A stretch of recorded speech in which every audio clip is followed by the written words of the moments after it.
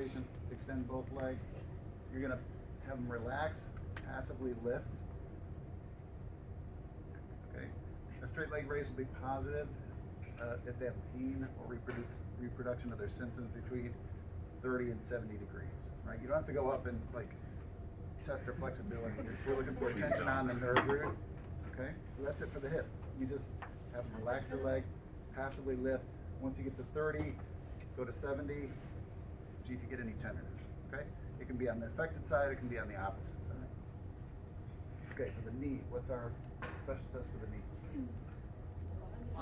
Allotment. What's our allotment? So we're looking to see if they have an effusion, right? So the suprapatellar bursa is kind of like a horseshoe shape, right? So it's going to sit right above the patella. So you're going to take your hand and squeeze right around the top of the patella, trying to push the fluid in the patellar recess. And if it's got an effusion, it's going to feel like soft and squishy. Okay. We can do the milk test also, looking for the inferior bursa. So if we've got an effusion there, it might look like a little dumbbell, like a little bulge on each side of the inferior patellar recess.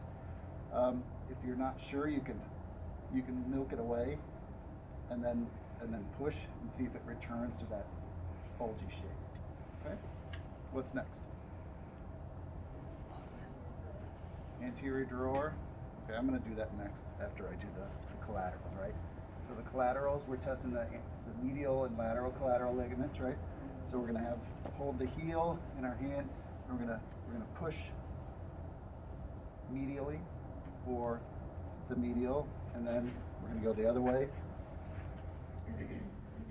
We're going to push outward, and this is a pretty significant force you're going to push, right? Which one's more likely to be injured? Medial. Why?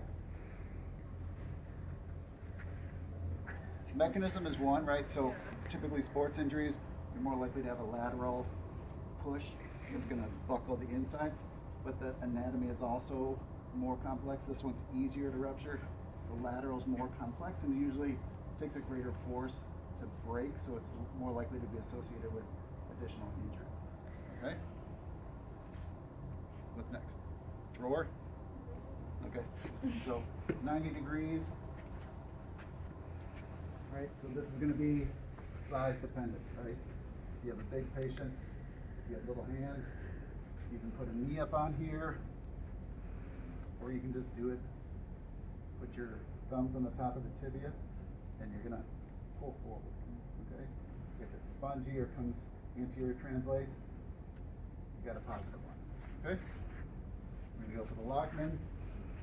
30 degrees of flexion, right? It's kind of tall, so.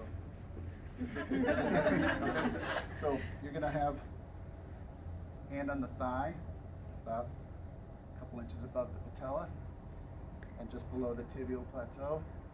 And you're going to rock back and forth, right? So you're pulling up on the tibia, and you're pushing down. So you're kind of pushing your hands like that, okay?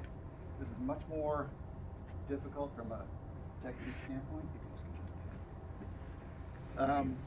So again, little hands, big legs, it's hard, right? If you do it right, you'll feel a nice firm end point if your patient's ACL is intact. Okay? You want the foot planted for that too, right? You don't want it like floating around. No, because it'll flop around. Okay? You don't have to do the pivot shift. We don't have to do the lever test, which is kind of an evolving new one. And then the Lockman, right? This one, you bring your patient in, you flex them in as far as they can go. This is sometimes enough to just kill them with pain, right? So then you're going to externally rotate, and then bring the knee back to extension. Okay? It's cracking. Okay. And then we're going to do the other way. We're going to internally rotate and bring the knee back into extension. Okay? So these are going to stress the lateral and medial compartments. See if you got a ligamentous injury. Okay? Last thing is just ankle, right? Okay. You want to swing around. Ankle drawer is simple. Just cup the heel in your hand, opposite hand at the bottom of the tibia, and you're just going to kind of rock, pull the tibial mortise towards you. If it's stable, you're good.